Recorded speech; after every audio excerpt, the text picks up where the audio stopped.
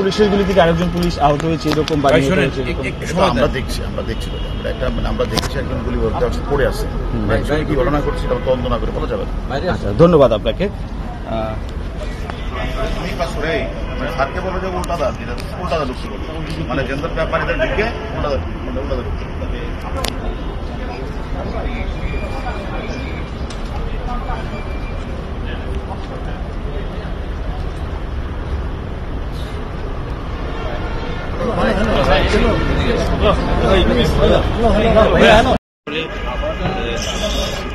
আমরা জানি যে বিশ্বের অধিকাংশ দেশেরই কিন্তু দূতাবাস রয়েছে এই জায়গাতে,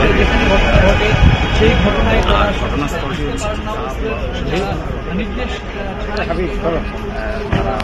আসার অনুমতি অনেক সময় পান না। কাজে এখন পর্যন্ত ঘটনার বিষয়ে শতভাগ নিশ্চিত হওয়া যাচ্ছেন যে কি কারণে এই ঘটনা ঘটেছে। আপনি দেখছেন যে এখানে আইন শৃঙ্খলা বাহিনীর সদস্যরা রয়েছে, সোয়াব বাহিনী রয়েছে, পাশাপাশি পুলিশ গুলশান থানার যারা দায়িত্ব সেই পুলিশ সদস্য রয়েছেন, ঊর্ধ্বতন কর্মকর্তারা কিন্তু পুলিশের